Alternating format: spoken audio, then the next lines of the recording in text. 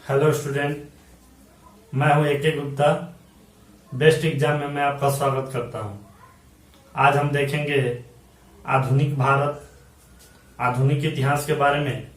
जैसा कि मैं कल आपको पिछले सेशन में बताया था, जो हुआ था बेरोजगारी पे हल्ला बोल, आप लोगों का बहुत सारा समर्थन मिला। इसके लिए बहुत बहुत धन्यवाद। इसका समर्थक जो है बहुत से स्टूडेंट हुए हैं और इसका पॉजिटिव फैक्टर भी दिख रहा है, क्योंकि पेपर में, आज के पेपर में दिया हुआ है कि जो लेफ्ट पार्टी है, यानी जो अपोजिशन है, उन लोगों के द्वारा भी ये आवाज को बुलंद किया जा रहा है। तो ये युवाओं के लिए एक पॉजिटिविटी का काम करेगा। तो आइए हम देख रहे हैं, मैंने मध्यकालीन इतिहास शुरू किया है। जैसे कि इतिहास के 3 पार्ट होते हैं: प्राचीन इतिहास, मध्यकालीन इतिहास और आधुनिक इतिहास। तो बेसिकली हम पढ़ेंगे मध्यकालीन इतिहास और इसके बाद बाकी सेशन हम करेंगे। तो फिलहाल हम ये देखते हैं कि मध्यकालीन इतिहास में हमें क्या क्या पढ़ना है। और एक बात मैं और आपको बता दूं कि ये बैच जो है BPSC दरोगा और BPSC PT को लेके इसको डिजाइन किया गया है और मैं टू द पॉइंट पढ़ाऊंगा। इसके प्रीवियस सेशन में मैं आपको बता चुका हूं कि बातों को मैं ज्यादा नहीं घुमाऊंगा। आपसे थोड़े से समय में मैं कोशिश करूंगा कि जितना ज्यादा से ज्यादा बेनिफिट मैं आपको दे पाऊं, वो मैं कोशिश करूंगा देने की। तो यदि मेरे तरफ से कोई आपको थोड़ा सा डिफेक्ट लगे तो आप कमेंट जरूर करें। आइए देखते हैं कि मध्यकालीन इतिहास में हमें क्या क्या पढ़ना है। तो मध्यकालीन इतिहास में हमें पढ़ना है भारत पर अरबों का आक्रमण। भारत पर अरबों का आक्रमण जो है कब हुआ, इसका साक्ष्य कहां से मिलता है, ये सब हम पढ़ेंगे। इसमें आ जाएगा महमूद गजनवी और मोहम्मद गोरी पढ़ेंगे। नेक्स्ट हम पढ़ेंगे राजपूत वंश। राजपूत वंश में हम पढ़ेंगे चंदेल वंश, प्रतिहार वंश, सोलंकी वंश इत्यादि वंशों के बारे में हम राजपूत वंश में पढ़ेंगे। नेक्स्ट हम देखेंगे सल्तनत काल। तो सल्तनत काल में हम देखेंगे गुलाम वंश, खिलजी वंश, सैयद वंश, लोदी वंश इत्यादि वंश के बारे में सल्तनत काल में हम देखेंगे। नेक्स्ट देखा जाए तो विजयनगर है। विजयनगर में हम देखेंगे भक्ति आंदोलन, सूफी आंदोलन, इसके बारे में हम विजयनगर में पढ़ेंगे। नेक्स्ट और लास्ट जो है मुगल वंश। मुगल वंश में हम पढ़ेंगे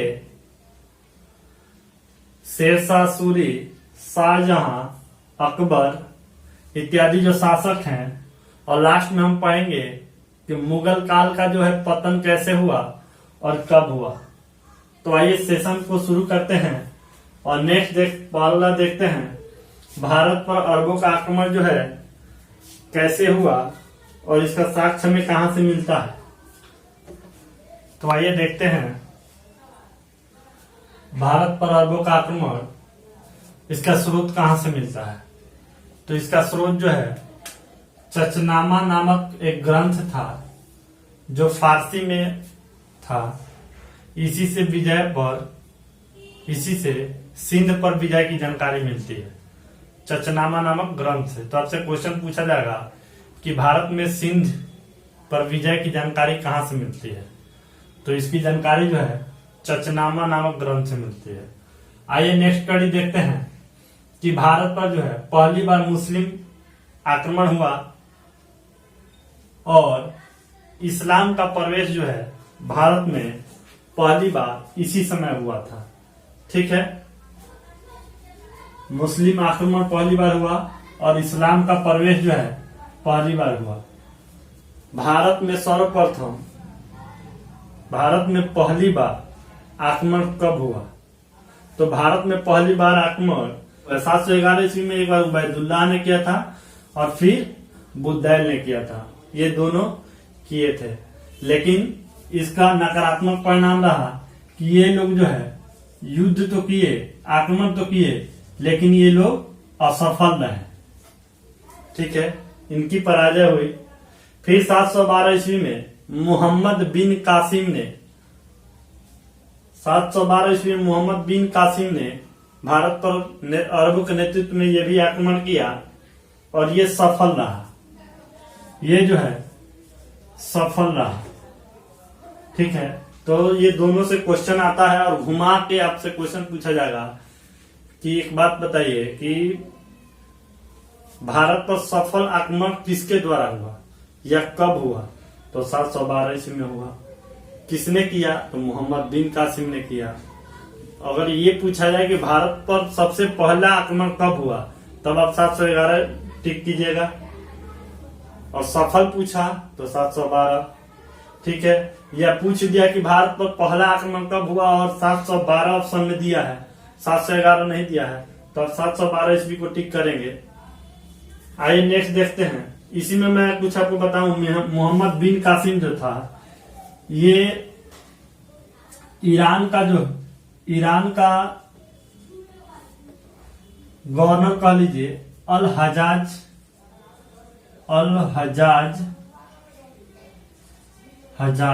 ईरान का हकीम था।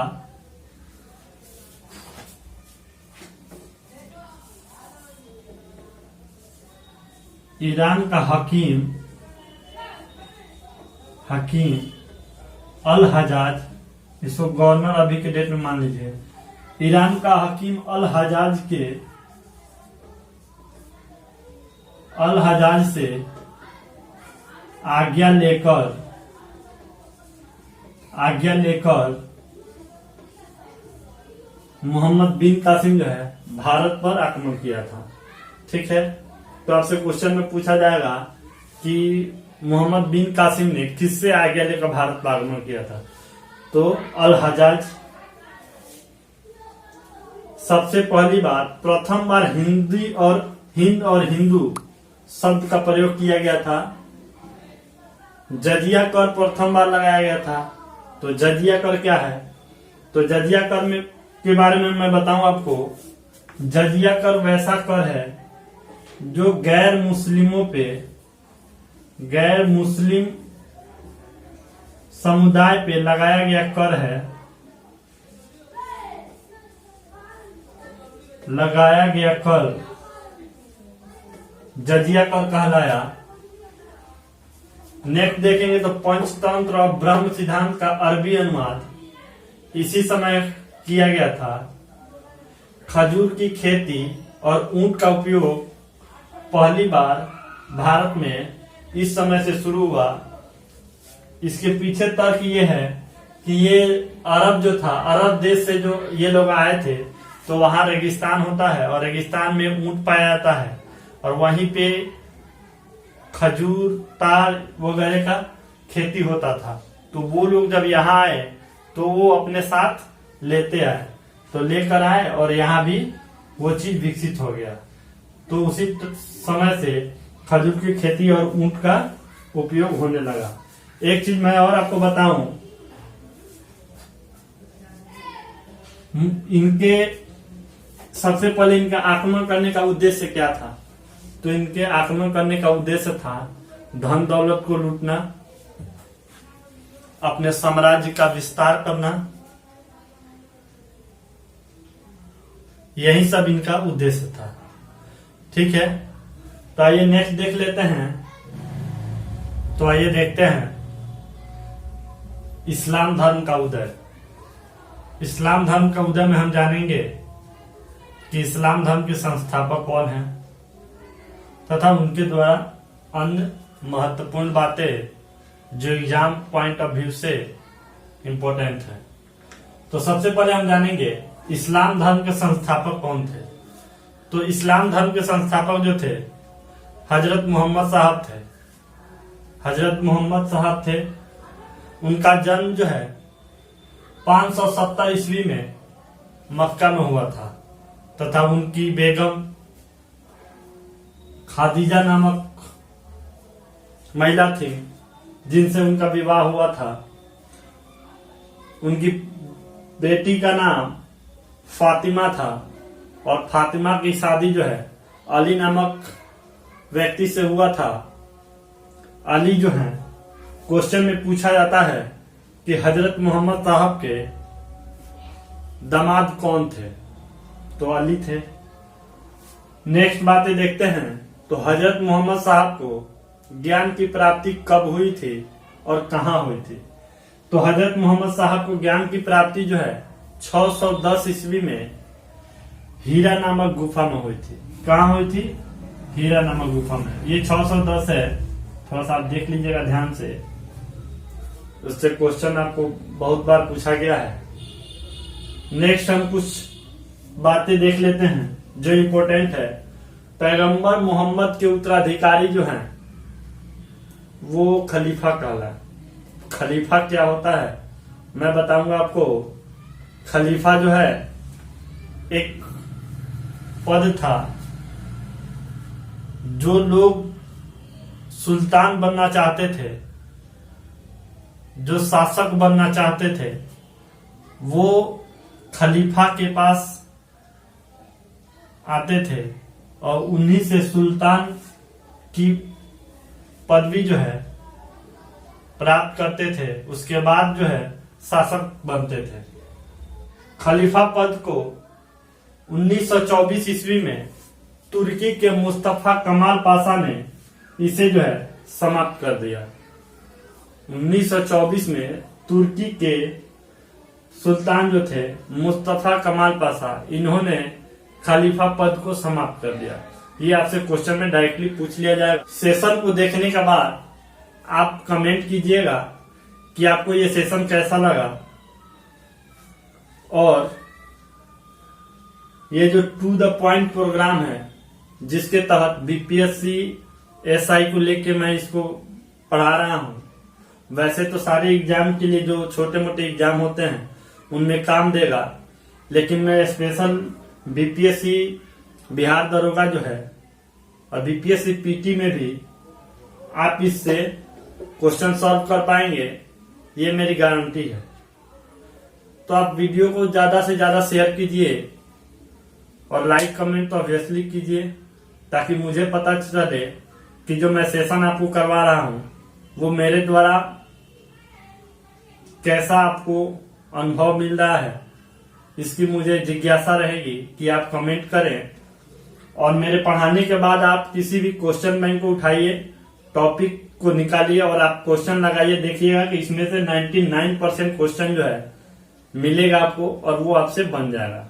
बस आप ध्यानपूर्वक इसे 1 से 2 बार देखिए। धन्यवाद।